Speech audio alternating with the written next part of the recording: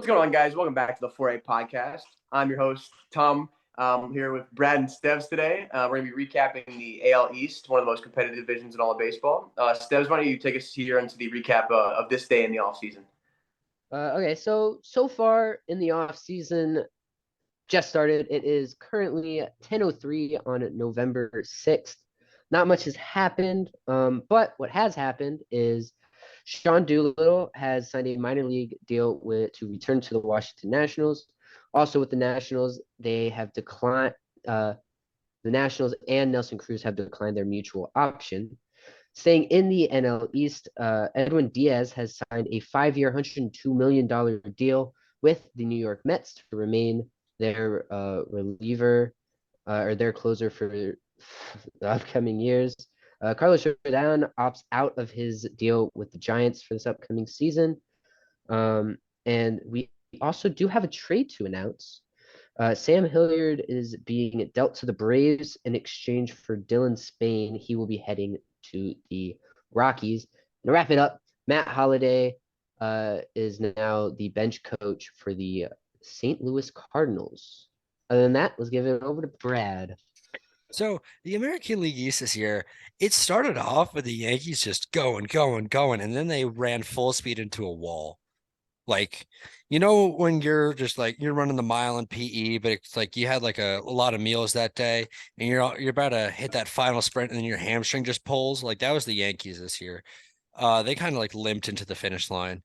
The Blue Jays, ooh, yeah. A lot of this division was really surprising, disappointing, exciting, and everything else in between. But we're gonna kick it off with those limping New York Yankees. Tom, what do you think?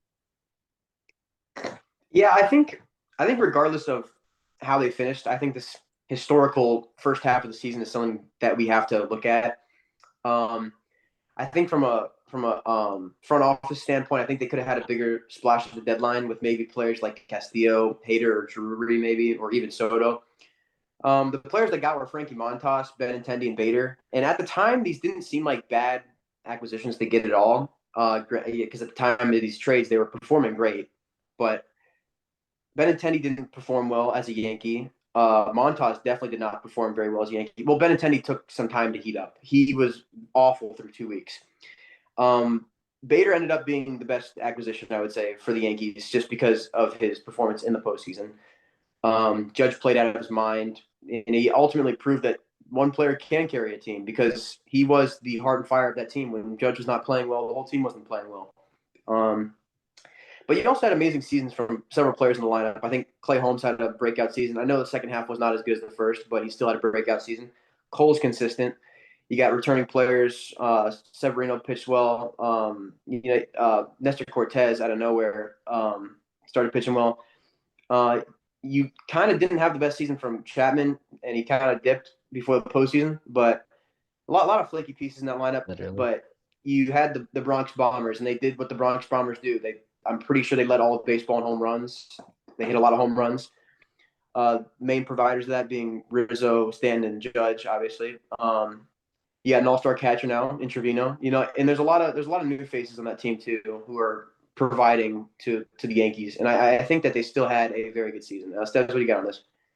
They definitely had a regular season to be remembered, but I wouldn't say it's because the Yankees were very memorable. I would say it's because Aaron Judge was very memorable, and that is what this 2022 New York Yankees was. It wasn't the Yankees, it was Aaron Judge and the rest. That's what it was. You did have guys like um you had guys like Nestor Cortez, you had guys like obviously you have Garrett Cole, you have Luis Severino, Jose Trevino, but I think that just Aaron Judge is the New York Yankees, and I don't know if he will remain the New York Yankees. You have this the whole season you couldn't sign him at the beginning of the year, and you couldn't get the contract done. So it was just kind of hovering over them the whole season, and that did not let Aaron Judge that did not stop Aaron Judge from doing what he does best, and that's hitting home runs. Yeah, I think like Tom said it, this season starts and ends with Aaron Judge. Like without him, they're a 90 win team. Um, his season just it was historic. Like it was fantastic, and it's exactly what you needed to beat Shohei Ohtani to win the American League MVP award. Um, puts a 211 OPS plus. He was 2 times better than a league average hitter. And he played above average defense in both center field and right field pretty much all season. Like this is the most games he's ever played in a season. And there's a lot of like worry about his injury history through 2018 through 2020. Like last year he put up a pretty full campaign. Obviously his rookie year was a full campaign. And this year, like his first complete campaign since his rookie year. And he's going to win the American League MVP. Um, Looking at that early season success, like something that I think we forget just because how far removed it is the rise of Matt Carpenter. Like Matt Carpenter had it like out of nowhere, huge breakout for the New York Yankees. Like he got cut from the Texas Rangers. Yankees pick him up and they throw him in pretty much exclusively against right-handed pitching, but he dominates right-handed pitching. Like a fantastic 40-game stretch, and unfortunately he gets hurt and he's out for the rest of the season until the postseason. Unfortunately, the postseason didn't go great for him, going 0 for 7 in his first 7 at bats with 7 strikeouts, and then he finally landed the bloop single. Yeah, and I think I don't want to say it reflects the Giants' play, but I think having a platoon hitter like that is definitely a very useful thing to have in your lineup, and I think that a lot more teams are going to start seeing that. But Matt Carpenter, I think a lot of his success was based on his matchups. I think if he was an everyday starter, he would be still a lot better than he's had been in the previous 2 years, but he's not the same Matt Carpenter everyone was freaking out about.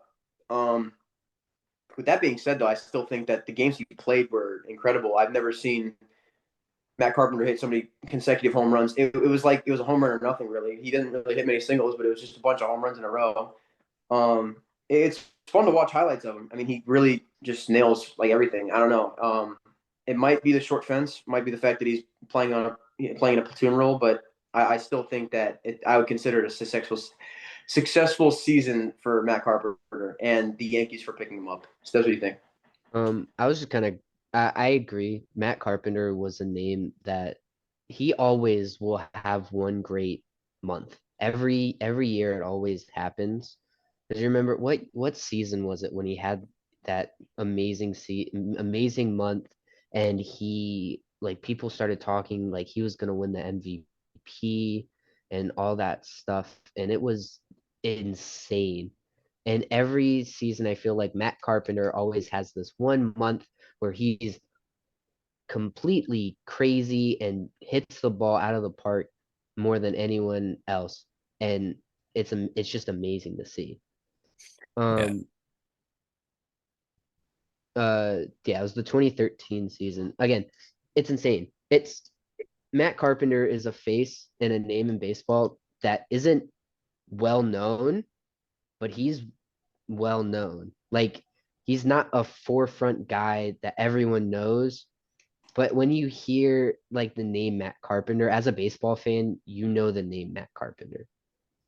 But I'm also gonna go back to our predictions from the beginning of the season because Aiden was spot on pretty much on this New York Yankees team. He had them going 98 and 64. The Yankees went 90, 99 and 63. He was spot on. I don't think he would have predicted how they got to 99 and 63, but he was pretty spot on. Tom, on the other hand, was not as spot on. He had them going 89 and 73, flip flopping with the Red Sox, who went 81 and 81 in his prediction. He had them third or fourth in the rankings.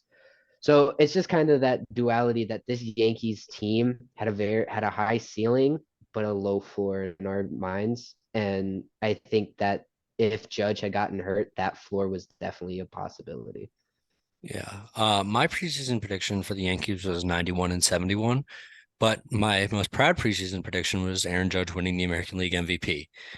I didn't think he'd be having like this historic of a season by any means, but I was just thinking, if he finally gets the full like healthy campaign, like he'll put it up. Because like even last year, he was still really good. Put up a 911 OPS in his 130 some odd games. Like that's a pretty good season nonetheless. Um, with the Yankees 99 wins this year, I think I just didn't value in how good that Aaron Judge season would be. But I also didn't think like Anthony Rizzo would put up his best year in 3 years. Like I didn't think Anthony Rizzo was the guy he was when he was in his prime, supposedly in Chicago. Um, and something that I is smaller sample size, but the Oswald O's are ready to play. Oswaldo Cabrera and Oswald Peraza. Like they both came up later in the year, but it's just really promising to see like two young rookies coming up and like knocking it around the yard pretty consistently at the major league level. Peraza needs shortstop next year. Like I know they traded for kind of Falefa, but they really just need to give it to Peraza. You can get kind of Falefa in wherever you want as like a defensive replacement, give someone a day off, put someone in the DH role. It obviously they're gonna have Stanton filling that up for a majority of the time, but give him the shortstop role. He had an 832 OPS in his small 57 plate sample. Wow, 57 plate appearance sample. And then Cabrera puts up a 109 OPS plus over his couple months up. Like, he's a good ball player. He just needs to consistently know where he's going to play every day. And I think that's really going to benefit him. Absolutely. You got anything to add on that real quick? I gotta look something up real quick. No, I don't have anything to add, but I was gonna kind of get into grades if that's okay with you guys. I still got a little bit more to go. You got a little more to go. Okay. I think we have to look at that pitching. Pitching. Okay. Um, Something that like Garrett Cole didn't have his best year, but he led the league in strikeouts again. He threw 200 innings. Like that's honestly, I'm okay paying $35 million for 200 innings pitched to a 3.5 ERA. I'm okay with that because you know you're probably going to get that or better every year. And just in retrospect, Garrett Cole, that sticky stuff is like a really good number two. I wouldn't put him in the ace category though. Do you guys agree with that? I think so, As but he is Garrett Cole's now. the type of guy that you pay. I mean, he's fairly consistent. I mean, I know with the crackdown last year, he became a little bit rough, but it seems like he's found another way to make it sticky, and that came off weird. But he's found different way. Apparently, he said that he's still finding a way to make the ball stick legally. So I don't know what that means, but he's clearly found a way to fix his problem that he ran into last season without getting caught. Obviously, it's not like it's cheating, but natural ways of making the spin rate go faster. He's figured it out, and it's legal. So he's going to continue to dominate like he has been, and leading the league in strikeouts and eating a ton of innings. That's what you need as a starter, especially for regular season success too. And it kind of reflected well in the postseason too. I mean, he pitched really well in the postseason. That's something we can add on later, but he's a good regular season pitcher. Yeah. Um, Garrett Cole though, like his curveball spin rate and his slider spin rate compared to 2019 are down 100 spin or 100 rotations per minute. So like obviously like there is evidence of something being there. And I think like you can argue for some pitchers that sticky stuff is more of just a feel thing, like feel where it's coming off your fingers, like have feel of the ball. But I really think he could just abuse it for spin rate, and like the little bit of regression does make a big difference. His fastball still spins the same and still moves as much. It's still like Garrett Cole is a very good pitcher.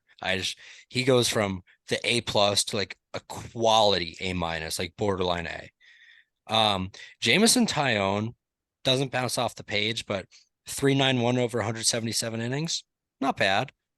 My early prediction is I think he's going to end up with the Dodgers.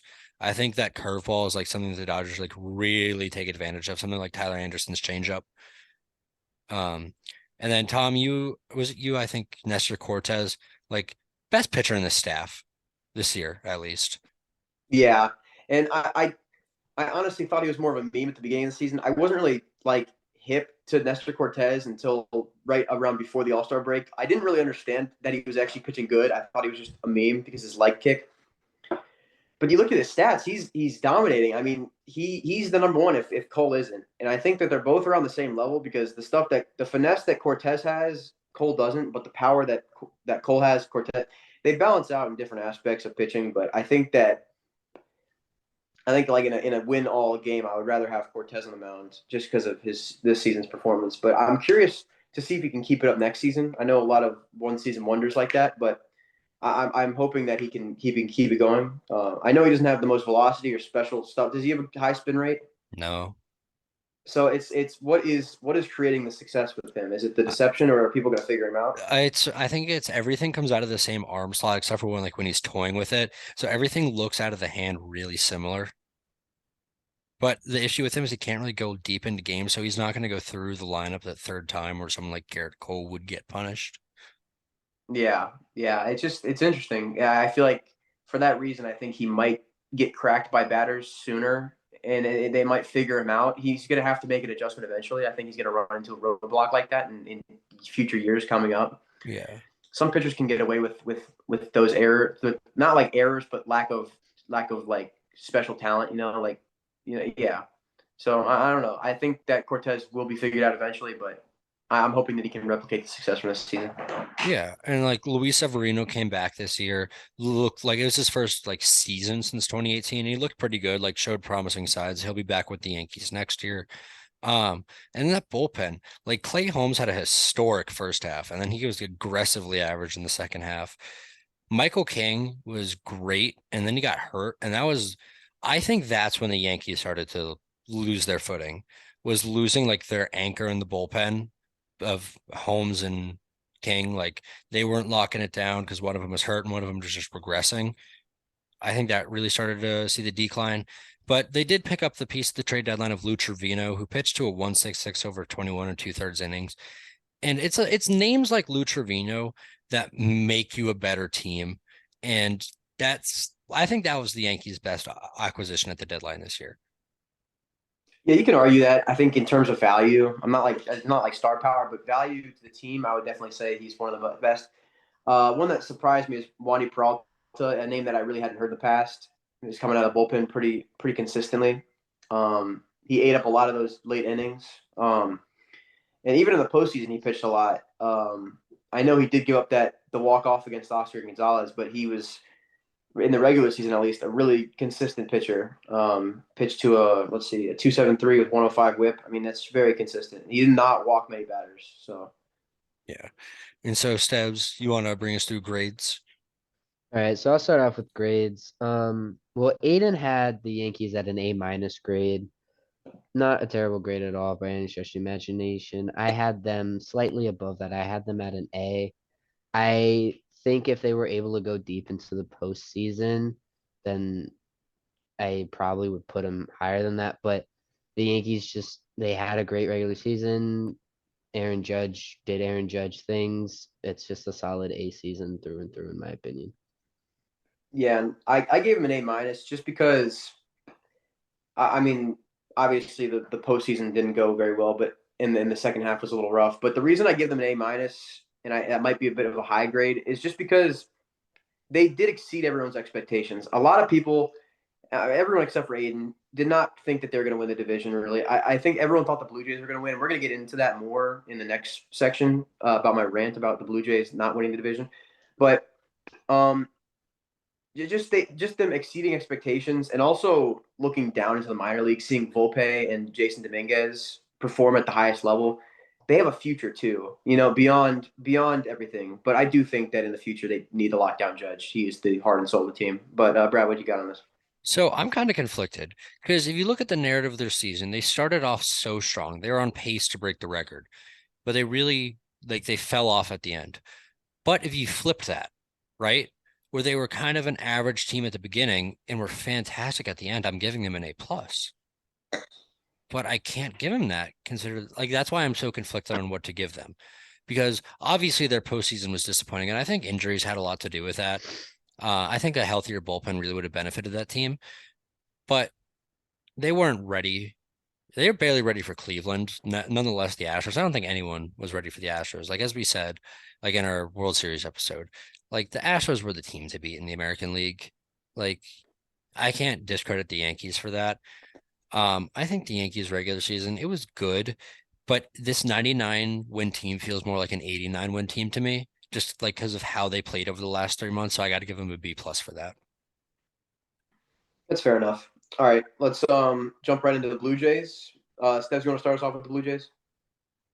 The Blue Jays had an underwhelming season, but they had a good season too, right? So the Blue Jays have the names. They were coming into the season adding a bunch of pitching. They added who'd they add? Alek Manoah. Um, trying to Manoa was on the team in the past, I think. I'm trying to pull up their roster and I can't But do it Robbie fast enough. Ray, yeah. Give me a second. Did not add I Robbie got Ray. you. Robbie Ray's on the Mariners. Oh shit, we're gonna have to cut this, Steves. Yeah, We we're can't last for 1 second, man. I we're feel bad for Brad. alone. Brad's gonna kill us. He's pissing. Okay.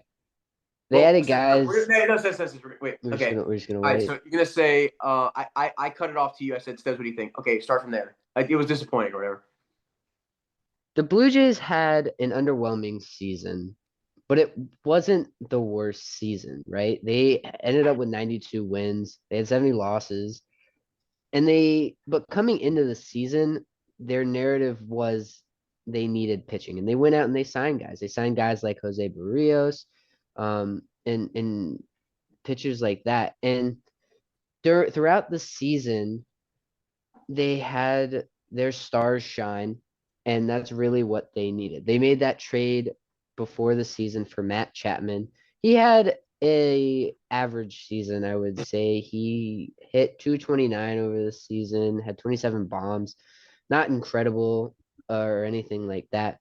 But the story really was Vladimir Guerrero, as it should be. Vladimir Guerrero Jr. is the face of the Toronto Blue Jays, and he proved it time and time again.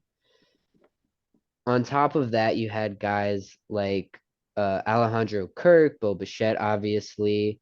Out in the outfield, Teoscar Hernandez, Lourdes Gurriel Jr., and George Springer. George Springer this season was a name that they really needed.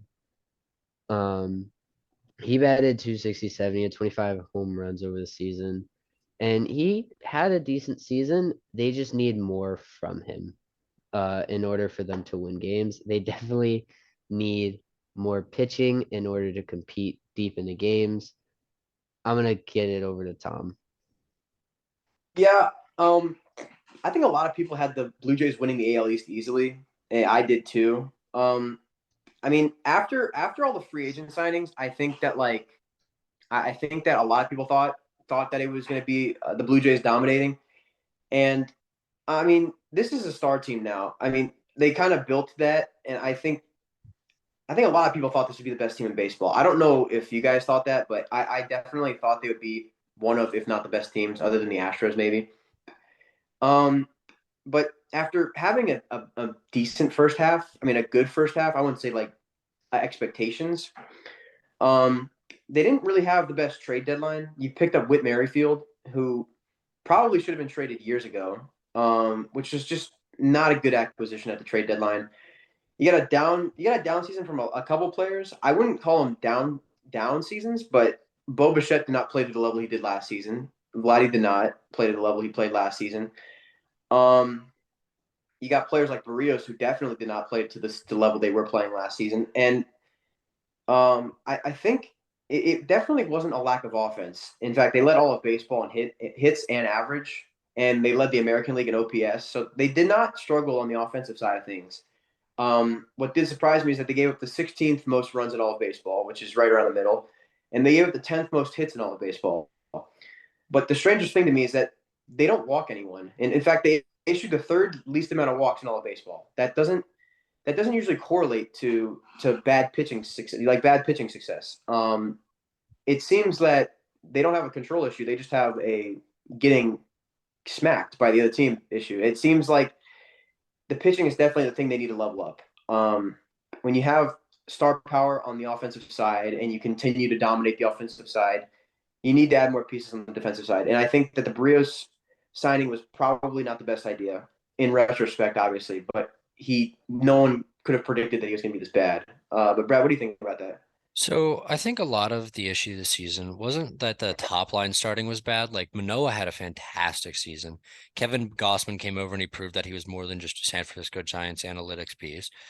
But you talk about Jose Barrios like pitching horribly, and I just wanted to pull something up on the screen real quick, just so you guys could see it as well. Like this is where he released the ball from. Like you see a little tip there? Like he doesn't release Yeah. the ball from the same spot. Like, I don't know exactly like where these release points came from, like or what they were aimed for, like whether the one on the left was towards the outside corner, the one on the right was towards the inside corner, whatever that correlation was. But you could clearly tell where the ball was going to go, regardless, like where his release point came from, because you can see a lot more fastball sinker from that, from our perspective, right side, more towards the plate release point.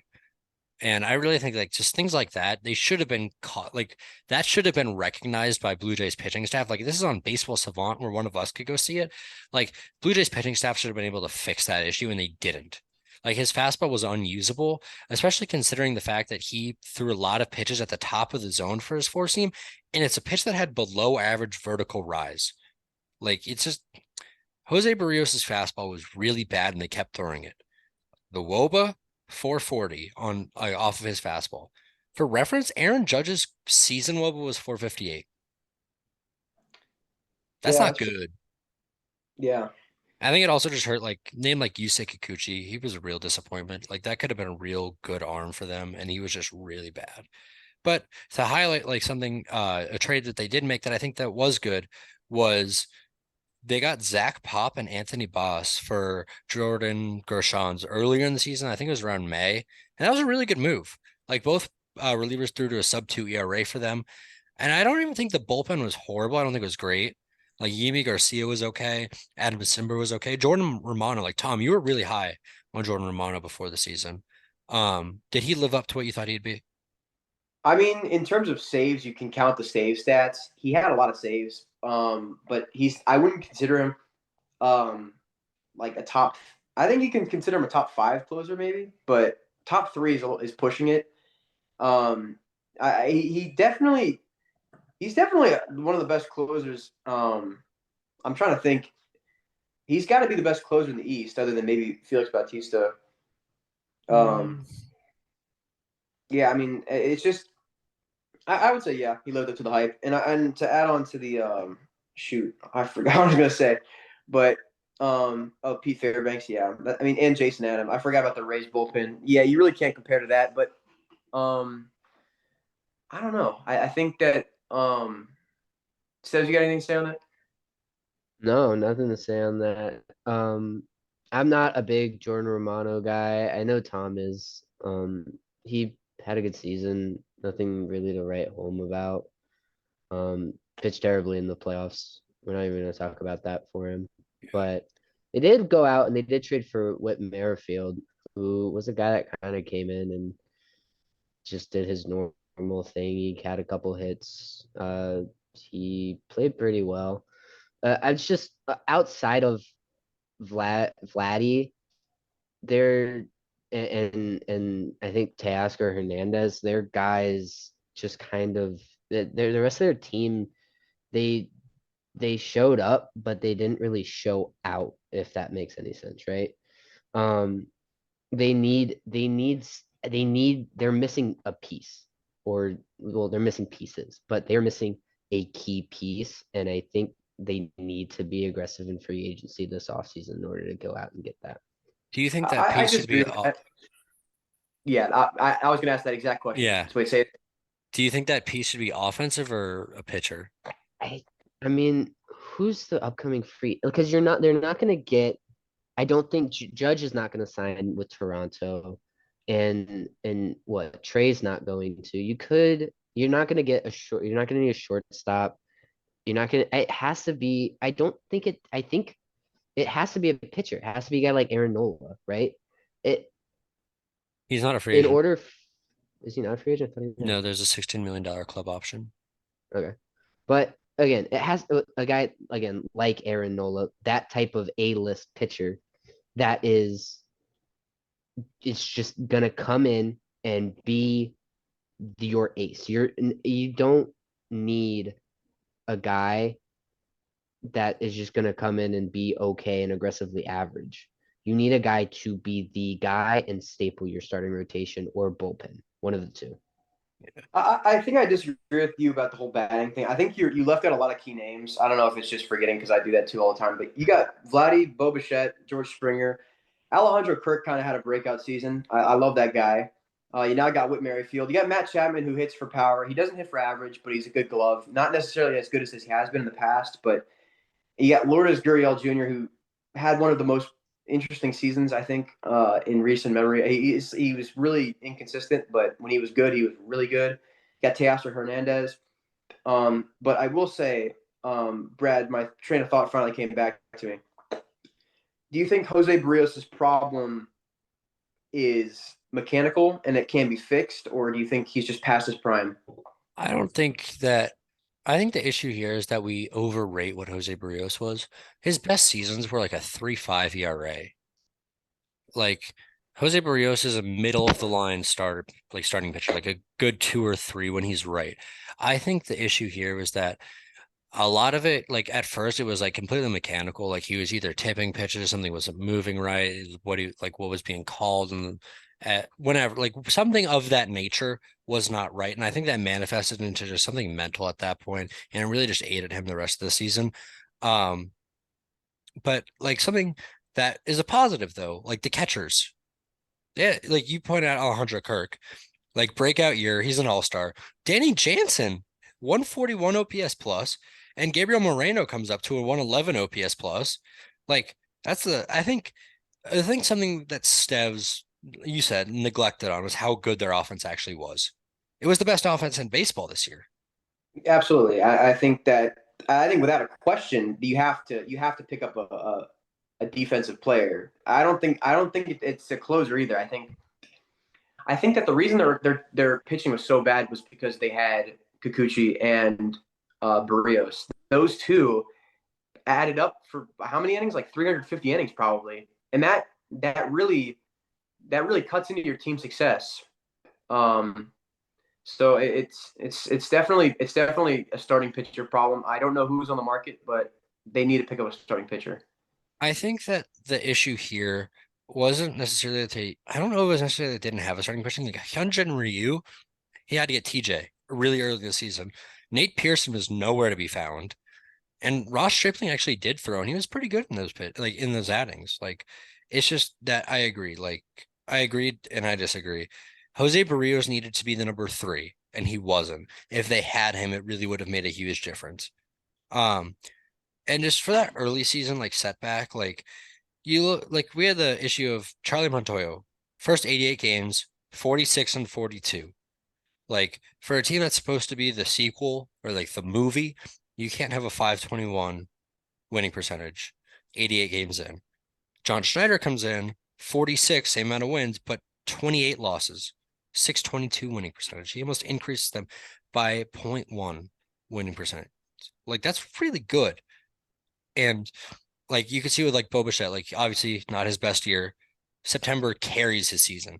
Like without it, 725 OPS. With it, he finishes with an 802. Like that's a very different season.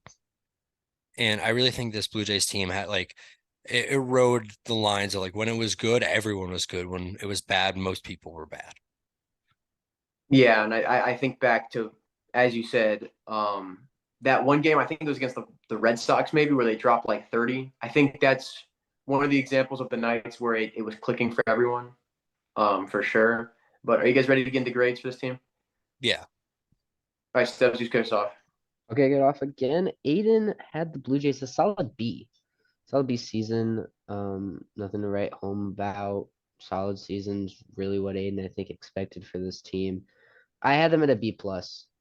Again, we talked about it. I did mention their offense was very good, but I just think they needed more from their bigger names throughout, like in the postseason at least, because it didn't really show out in the postseason, and their pitching is of course the issue. I did say that, but I do think they need to focus more on. They just need to sign somebody. They need to sign a big name and make a wave in the free agent market.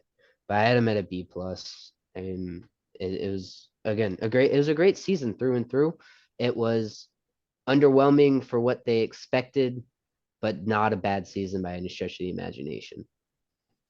Yeah, and I think a B fits them perfectly just because you look at the record, you would say if you look at the record without knowing what the team was, you're like, that's a good record. But you look at the preseason predictions, you look at my preseason predictions, you look at analysts, their professional opinions, everyone thought that the Blue Jays were going to win the AL East. A lot of people did, at least. I know there were some people that thought otherwise, but this was the superstar team, and I'm not even saying that just because they had offense. I genuinely thought that Barrios and Kikuchi would be good pitchers, and I didn't know that Alek Manoah would be at the level he was now, but I knew he'd be good, and I knew Gosman would be good. So when you have pitchers all around, when you have stars on both sides of the field, I mean, I didn't know Ryu was going to get hurt too either. So you have five competent pitchers. You have Jordan Romano. You have a decent bullpen behind him, and you have superstars in the field. I would expect this team to win 105 games. I literally expected that. I don't know if I put that down, but I would have expected a lot of wins for this team. Um, so I think a B fits them for the way that the season finished, and I think that they can do a lot better next season. Brad, what do you think? I think that they had the same exact record as they did last year.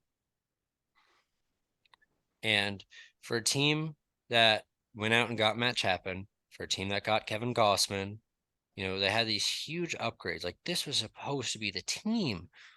And to end up where they ended up, I don't necessarily think making the playoffs is bad by any means, but I think that being out of the division by 7 games, being a kind of lackluster postseason team, losing in 2 games to the Mariners, and I agree with your statement that if you look at this independently, not knowing anything else, it's a good season. But I think what I'm looking at is I'm comparing them to what they were supposed to be and where they came from, and they weren't that, and I gave them a C plus. That's bold, Uh, but I do like it. Yeah. yeah, I there is like I understand where the B's and B pluses are coming from. Like 92 and 70 is good, but not but what they were supposed to be. Going into the Tampa Bay Rays, another team that was, you know, supposed to be something good. They're supposed to be great. I had them winning the East because they're the Rays. I didn't have a reason why they win it. They'd win, and my sentence was the Rays are inevitable, and there's nothing you can do about it, except the inevitability can be deterred by injuries, which has plagued them this entire season. Like they only had 2 batters get over 500 plate appearances this season. Yandy Diaz and Randy Rosarina, 2 guys you want getting 500 plate appearances, but normally you would be like, oh, the Rays, that's kind of normal. It's not. They normally have 5 or 6 guys getting that, but platooning the other 3 positions. So to have them not getting at bats from the players that they were supposed to, like Wander Franco, Brandon Lau, like that really hurts a team like the Tampa Bay Rays. Yeah, absolutely. I mean, this is kind of a race season. I mean, you start the season, um, you start running into problems. I mean, if this season went perfectly for the Rays, like if no one got injured, I think that they would have been competing for. I don't know if they'd be competing with the Yankees, but I think that they would be in that 95 win range. Um, I mean, I think I think everyone on that everyone on the roster was down with an injury at some point this season, and it was like kind of frustrating to watch. But they kind of overcame adversity multiple times this season. Um, front office had a decent deadline. I mean, you got Jose Siri and David Peralta. Those are like Rays type players, like players that you didn't think much about. I mean, obviously Siri had the home run in the wild card game, but other than that, there wasn't much performance otherwise. It's good to see the Rays doing Ray things again, though, with Jason Adam breakout season. I don't know how they keep getting away with this. This guy had a 5.91 ERA last season. You got a breakout season from Shane McClanahan. If it wasn't for that injury to stop his momentum, he probably would have won the Cy Young. I know he came back, but that momentum really does matter. And with everything going against them, I would consider it a good season for them. I know everyone thought that they were going to be good, but the expectations go down when you're lacking half a team, when you're lacking a bunch of players. And I think the way that they handled all the problems that came their way this season, I would say that they had a good season. I wouldn't say that they meted. God, I wouldn't say they met their expectations. I don't think they did for me, at least. But I still think they made the most of their really bad situation that they're in. The Yeah. Rays to me are a team that just don't make sense. I in my head, it's just people, it's just a bunch of guys that the organization puts together and they throw out there and they just play amazing. And again, we're going to talk about it. We're going to beat the dead horse, but it's the injuries. That's really what cost the Rays a really good opportunity at going deep into the playoffs. But when you need that consistency of being out there for 162 games and playing deep into a playoffs because it helps you as a team just mesh better. And Wander Franco was out for a large majority of the season. And Shane McClanahan, again, he was out and had pitched amazingly throughout 90% of the season. And it's just such a shame that this team wasn't as good as we thought they were going to be. Yeah, like the Tampa Bay Rays, you can't. It doesn't make sense.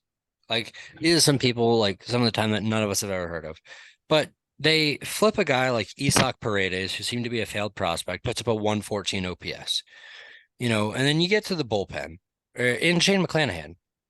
Like Shane McClanahan, great season, cost himself top five Cy Young by getting hurt. Not his choice to get hurt, but it does happen.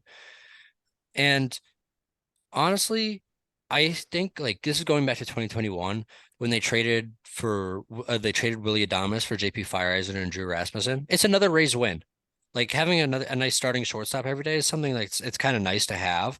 But Drew Rasmussen throws 146 innings to a 1.84 ERA. JP Fireeisen, his season was cut short, but he had a 0 ERA. 0 ERA through 24 and a third innings.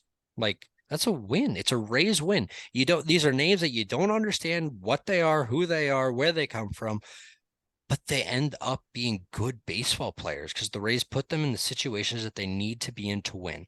And that's what happened again. Again, it's just the pitching. Like it's the story of the Rays was their pitching.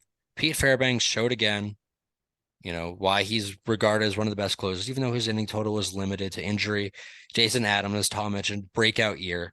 And then Jeffrey Springs, like, another quality arm that the Tampa Bay Rays has produced. No other team, maybe the Dodgers, maybe the Astros, producing Jeffrey Springs to be what he was this year.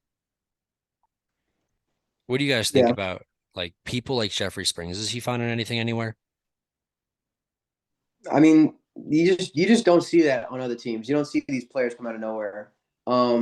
But something that did surprise me this season is that the Rays prospect system, their farm system, did go down significantly because a lot of players were coming up to the majors this year. So this was kind of a year for question to see who they've been working on, and that was where a little bit of disappointment came in because players like Josh Lowe, Vital Brujan, and Shane Baz, they didn't play well. They didn't play to the level that they were playing in the minors. And these are the three guys that everyone was looking forward to seeing this season.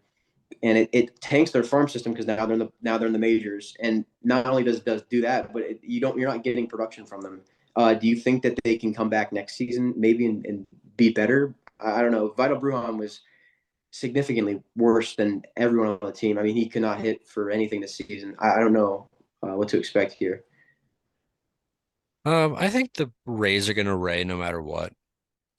Like Yeah. you don't like I this year I had them winning the East. I had them at 102 wins. And obviously that didn't go as planned.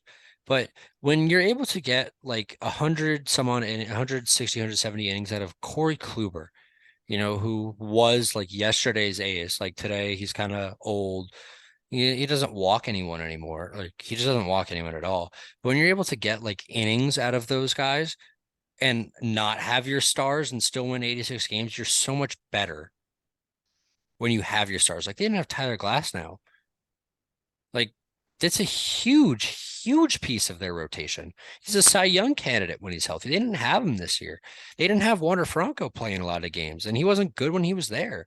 Like the Tampa Bay Rays are one of the best teams in baseball when they're healthy, and they were still a playoff team when they weren't.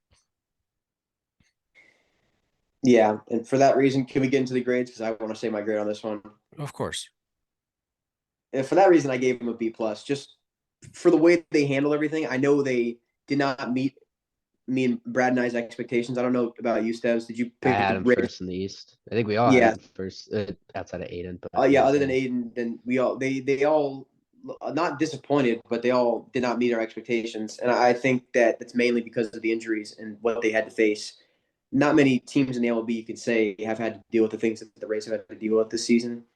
Um, and like Brad said, the random development and the consistency out of seemingly unreliable players like Kluber in the past. I mean, he fell off the face of the planet and then comes back as a Ray.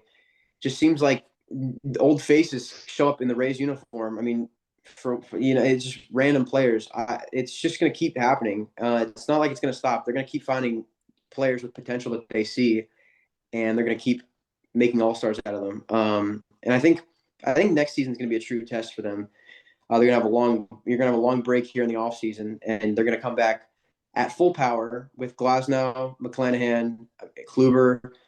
This is going to be a really good team, and I'm going to put them relatively high. I think I might have them even winning the East because I think that with all the pieces moving at the same time, they're going to be a good team. Brad, you look at me funny. What's going on? Is I, Kluber not I, signed? yeah, I think Kluber's a free agent. Uh, well, they're going to find another version of him. They'll find a Kluber 2.0. In fact, it's not even Kluber on the mound. That's the Rays version of Kluber. They'll just find a way to replace him. Steps, what are you grade on this one? Well, first of all, I'll go with Aiden. Aiden had Tampa at a B. Uh, I was right there with Aiden. I also had him at a B. It was a good season, but just underwhelming when three-fourths of us picked them to win the East and you come in third. Made the playoffs and you put up a good fight against the Guardians, I guess, but it's just the Rays we expect. I think we all expected more from them, so they get a solid B grade. Yeah, I like that B. Like, I think that given the circumstances which they dealt with, they deserve a B. I think if it was they had everyone, but they played to this 86 and 76 record, we're talking a very different grade. But considering that it wasn't their play that messed with them, it was the injuries that affected them. Like if this is like, just a disappointing team. Um, my mind blanks on a disappointing team. The Chicago White Sox. If this team was a Chicago White Sox where they had the stars but played horribly and missed the playoffs, then we're giving them the C's and we're giving them the lower grades of that. But given the circumstances, they get a B. I think that's perfect. I agree. I think it's time to move on to probably the most interesting and the most fun to watch team in the AL East, the Orioles. Brad, you want to start us off on this one? So I was really low on the Orioles again because it really just looked like they were rolling out the same team in a different iteration that they've rolled out the past 4 seasons. Like the team that won 48 games a couple seasons back, like teams like this, they look the exact same. But they come out, they have a pretty slow start. Like they're not the best team. Adley Rutschman gets called up in May, excuse me. And they're the best team in the American League East for the rest of the season. Like in 398 plate appearances, Adley Rutschman puts up a 5.2 R WAR. Like this dude's legit. He's a stud. He's arguably top 5 catcher in baseball. Like I think we need more of a sample size to prove that. But I think you can make that base argument right now. And I think the most promising thing is that this rebuild finally just showed some signs of life. Like obviously, like they showed some great signs of life. They won 83 games this year. It's just it was finally something in the right direction. And even if it was a 75 win season, I think we're still like giving them so much praise compared to what would have given them for like another 60 win season. It's nice to see that the front office, the analytics are taking over. They're performing better, and the rookies came up and were really good. Yeah, I mean this is just progression in every sense of a baseball team. You got better starters, you got better hitting, you got better bullpen.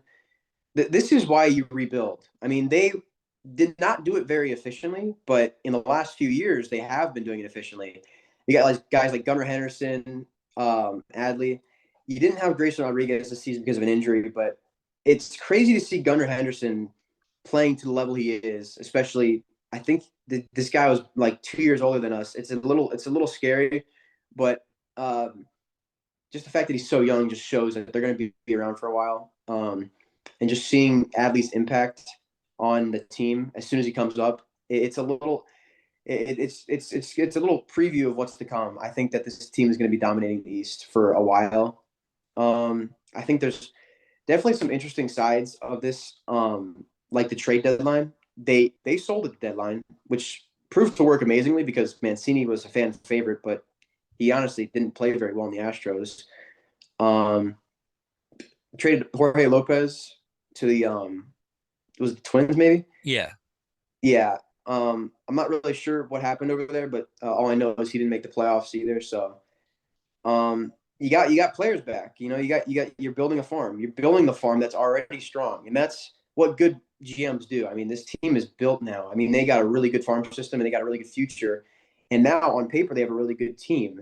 And Felix Bautista had a breakout season and a half. I mean, I didn't even know who this guy was. And just the general vibe of the Orioles right now is just they got momentum going into the 2023 season, and I like the energy around this team. I love watching the end of their games. I love watching Adley Rutschman hug the closer. It's cool. They got good tradition. They got something going there. So that's what you think. This Orioles team is it feels like it's a team of destiny that's gonna come soon, and they're gonna win a World Series very soon. Not very soon, but within the next 5 or so years, I could see them winning a World Series.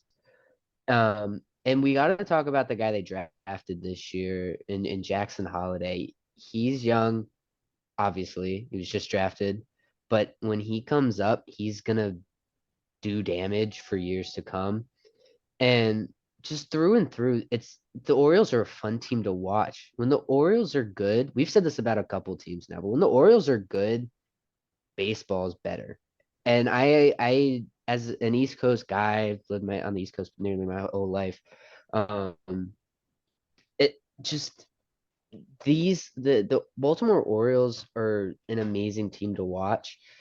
I hate them so much because they're just the Battle of the Beltway and all that, but the Orioles are a fun team to watch. Adley Rutschman is a name that I hope one day is hung up and at Camden Yards.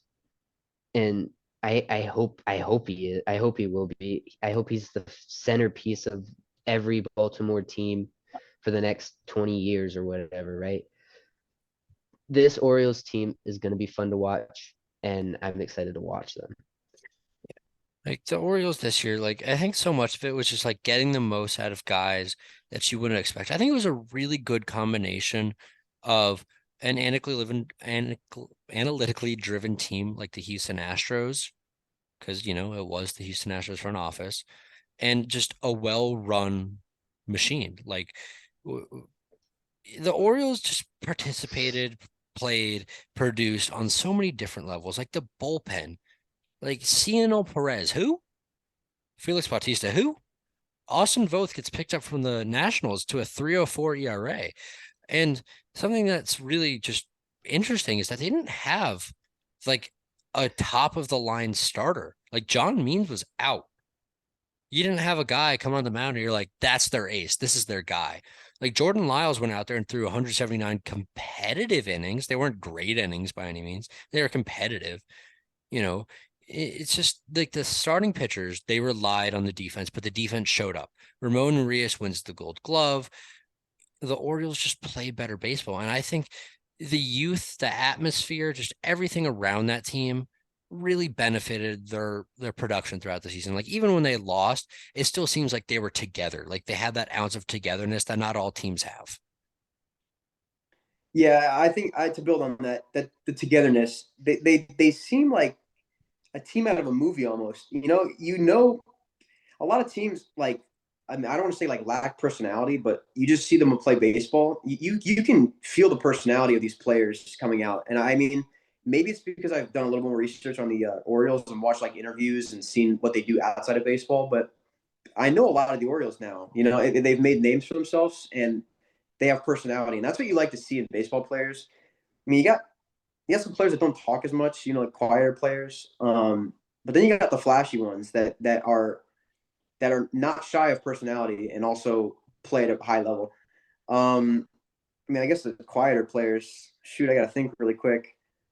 I can give you an example of a high intense one. Max Scherzer. I mean, he's a personality that is honestly fascinating. His intensity on the mound, you can see it, and in his interviews, you watch him talk about his passion for the game, and it's honestly interesting. You can connect to him. But it's players that show personality and players that don't show personality. I guess you could say Altuve is someone that didn't really show personality and like Freddie during his Freeman prime. really doesn't. Yeah, He's kind of just is kind of a day-to-day kind of comes in, does his job, and leaves kind of. If I'm at the Ryan yeah, ballpark, I Zimmerman. might as well play. Ryan Zimmerman. That's probably the definition of a guy that just kind of comes in, does his job, and leaves. He doesn't really care about anything else. He Madison cares about Bumgarner. baseball. Madison Actually, no, Bumgarner cares. No, he he's has got some more character personality. than Go get it anyone. out of the ocean. Oh Yeah, God, Max Muncy, Max baby. Muncy. He was really bad this season. Yeah, But how's Madison Bumgarner? oh man, that's not good. Go Giants, baby. 2024 Diamondbacks. World Series champions. Um, no, but back to what I was saying. After every game, you see Adley Rutschman smile. You see a lot of these players in this team smile. I don't know if that makes a difference, but I like this team. They're not only going to be a successful team, but it's a team that you can fall in love with just because of how likable the players are on the team.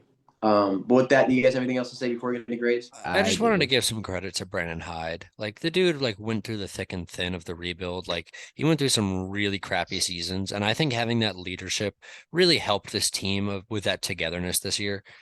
And I think that's going to be, I think the difference between someone like Brandon Hyde and Scott Service is Scott Service had a couple rough years, but nothing to the degree that Brandon Hyde went through.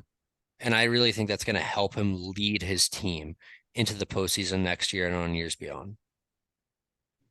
My point is, I just this team needs a pitcher, a starting pitcher, a quality starting arm if they do want to be competitive. And there's some names out there in the market this upcoming offseason. They could go and try and sign Carlos Rodon now that he's opted out with the Giants. But on top of that, we talked about the togetherness, right? And that's probably because majority of these guys have kind of been with the Orioles for a long time and have felt that suckiness that the Orioles have done for the past half decade. So with that, let's get into our grades. For me, I had them at an A minus. I could have put them in an A. I debated it, but I stuck them at an A minus because it was a great season through and through. But I just feel like they have more and they'll show us more coming up. Aiden had them at an A, which makes perfect sense. I'm not going to argue with it. Brad, you want to go first? You want me to go? I'll go. I thought this was the perfect year for the Orioles. I had no expectations of them being above 500. I had no like I could dock them for not making the playoffs, but I'm not going to do that. They put up the best season they put up in 6 years. Like no one expected this. If you got asked to put an extreme bet on a team being good this year that wasn't good last year, like not like just a 70-win team winning 80 games, but like a team below 70 putting up a real competitive quality season where the Orioles were fighting until the last couple of weeks of the season, they earned that A plus. Like And that is exactly what I said. I said an A plus. It's all relative. I mean, we talked about this before in the last one with the Blue Jays. You put away the team and you see the final standings. You're like, that's a good season. I mean, it's not a successful season because they didn't make the playoffs, but it's an okay season. It's a good season. But you label them as the Orioles, and you're like, oh my gosh, what happened? It's amazing. I mean, they progressed everywhere for what it is. In it's all relative to the team. I'm stuttering a lot, but it's all relative to what their goals were and what their future is looking forward. And no one thought they were going to be this good. They exceeded our expectations, and they've built the foundation for many years to come. With that being said, let's go into the dumpster fire, which is Boston. Brad, you hop on this one. they fall under Rockies territory. You don't want to fall under Rockies territory. Like, I don't think you understand how bad this is. Like, this season was so incredibly disappointing.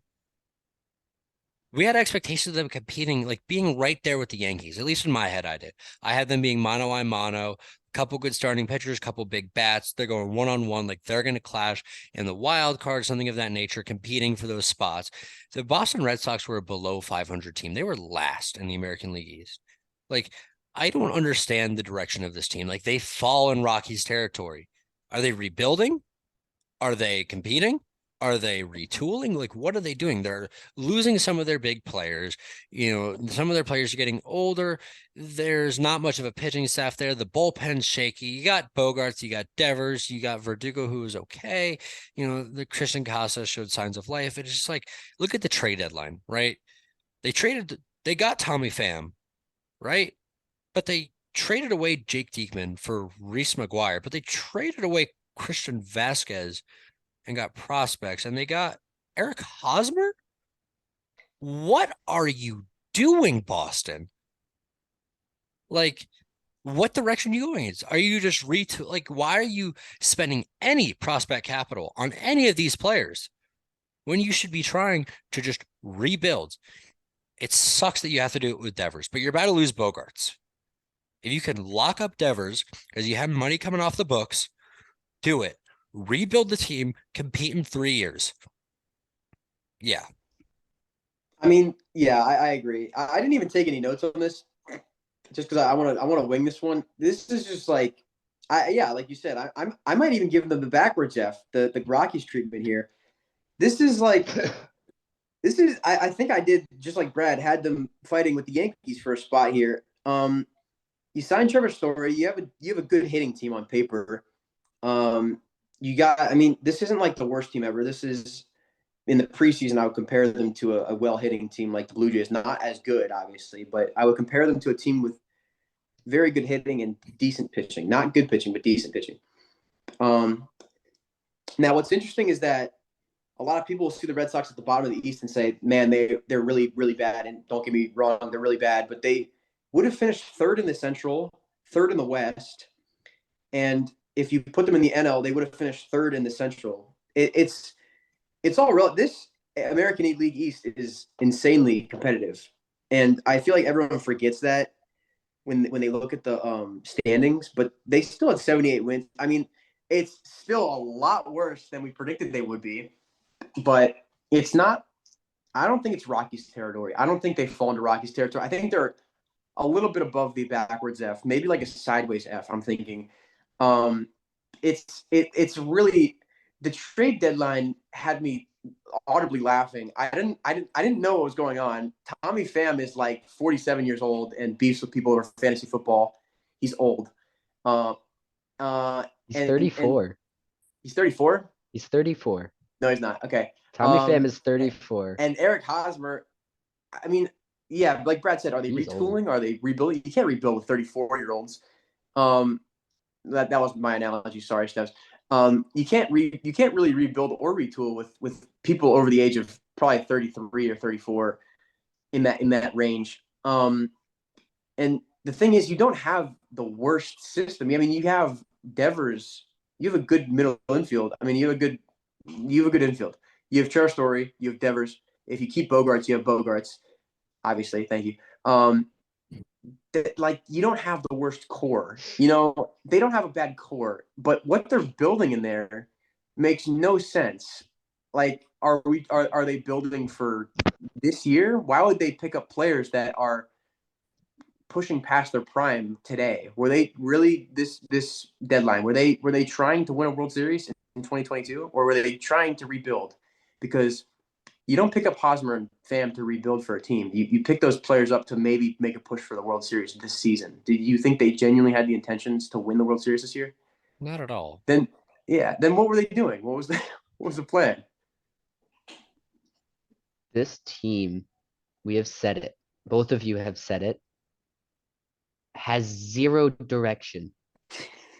Zero direct. Like what you I don't understand the Boston Red Sox at all. Like Xander Bogaerts is arguably one of the greatest shortstops in the game right now.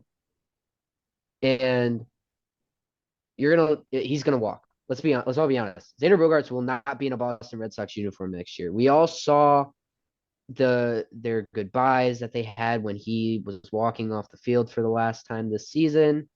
And there was a moment between him and Rafael Devers. And they had this little hug they had. And you know how you have that like hug, and it was that little extra moment that they hugged. You just you know that he's not gonna be a Red Sox next year, which isn't a bad thing. They have a good system, like Tom said. They have a great system. They're they have a good farm system. It's nothing. Stop. I just kept saying. Brad request hug, Stevs. Hug the screen. Hug the screen. What the fuck? Uh, No, but like you guys know what I was talking about, right? Like they literally had like this, they had an extra like moment, and I was like, "Yep, he's not gonna be a Red That Sox." was Sidney Alcantara moment, Stevs. They were really hugging though. They were hugging out. Hugging. They were banging on the field, Stevs. Okay, you're gonna figure out how to cut this, Brad. I will. Okay. let me go. I'm like completely out of it, by the way. Not like Bogarts and Um, Devers. They kept hugging. yeah, they Yeah, kept hugging. they kept hugging, All right. dude. Okay. The Red Sox do have a good farm system, so they're not in lack of talent by any stretch of the imagination, not like the Rockies. So to say they are Rockies territory for their future is wrong. For the season, might be pretty spot on in all honesty. I just don't I just don't get the Boston Red Sox. Yeah, like I think you got it, Tom. no, you go ahead. I was gonna say something else. I was gonna talk about the pitching. Oh, go into it. Go into it. Yeah. Um, their only pitcher that recorded like innings this year was Nick Pivetta. Ooh, that's not who you want recording your innings. 179.2 to a sub 100 ERA plus. Rich Hill was iffy. He's old, he's getting up there in age. I really hope he gets to go for one championship ride with the team next year and then can ride off into the sunset. Michael Wacha was there. He was okay, but he was flaky due to injuries. Eovaldi wasn't there that much, and he wasn't great when he was there. I think the only positives you could really take away were Tanner Huck and Garrett Whitlock. Uh, they got to let Tanner Huck start at some point. And when Garrett Whitlock was able to start, he looked really good. It's just he got hurt, and it kind of pushed him back into the bullpen as the season got on. Yeah, and I think especially when you're missing Chris Sale, who is a generational talent. I don't know if he's going to be the same now because he's been out of baseball for so long. But I honestly think that if Chris Sale at max strength and if he were as he was maybe a year before he got injured, I would say that he would probably make a big difference in this team.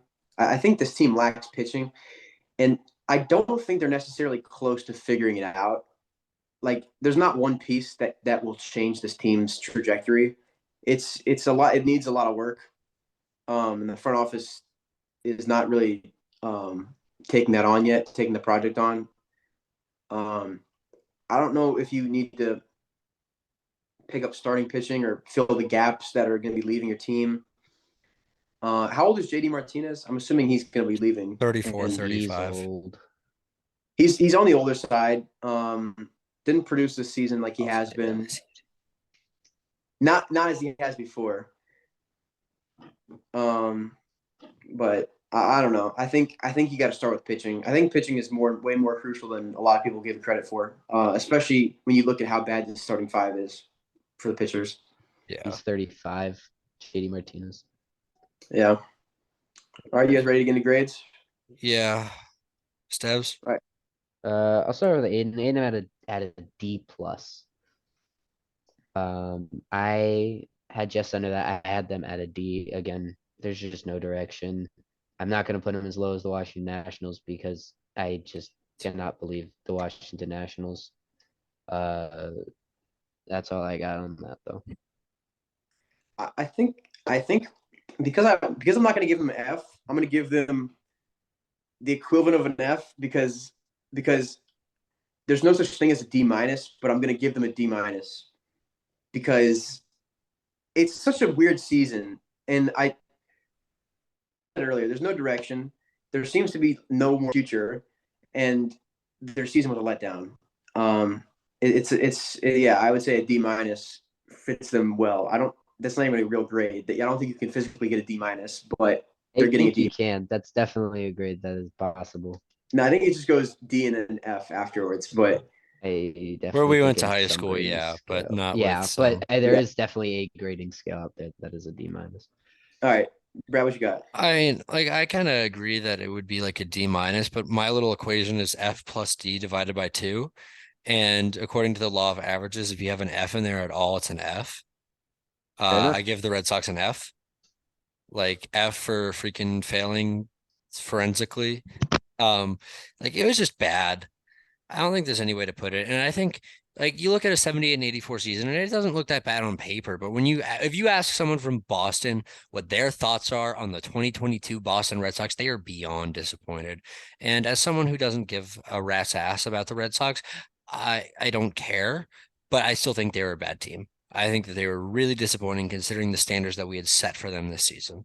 And for that reason, I got to give them an F for failure. Yeah. All right. Well, that wraps up our AL East. Our AL East. Well, this might take a time. I tried taking the wheels, Taz. I tried taking initiative. Brad gave me that look, and I'm like, I'm fucking doing it. I'm taking over. All right. Tom takeover did not work. Do you want me to do it or do you want to do it? There you actually, you know what? I think it's fitting because you just finished your statement, so I think it's good for me. Okay. Plug the socials because we didn't do Okay. it. Okay. So you want me to plug Spotify, Apple Music, Spotify, Apple Music, TikTok, Instagram, all that. YouTube. What is it?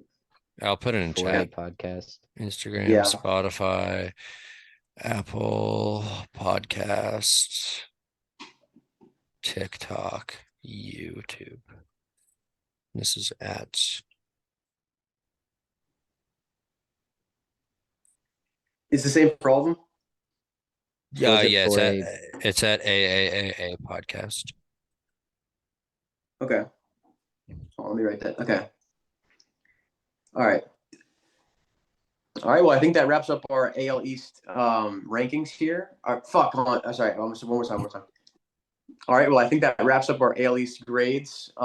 Definitely one of the most interesting divisions, one of the most competitive divisions in all of baseball.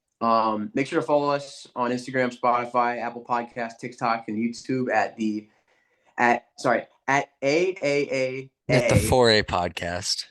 say at the 4A podcast. Okay. All right. Here we go. There we go. I got this. No, you All don't. right. Well, I think that wraps up our AL East grades for this year. Definitely one of the most competitive divisions in all of baseball. Make sure to follow us at the 4A podcast on Instagram, Spotify, Apple Podcasts, TikTok, and YouTube. Thank you. Fucking Stas.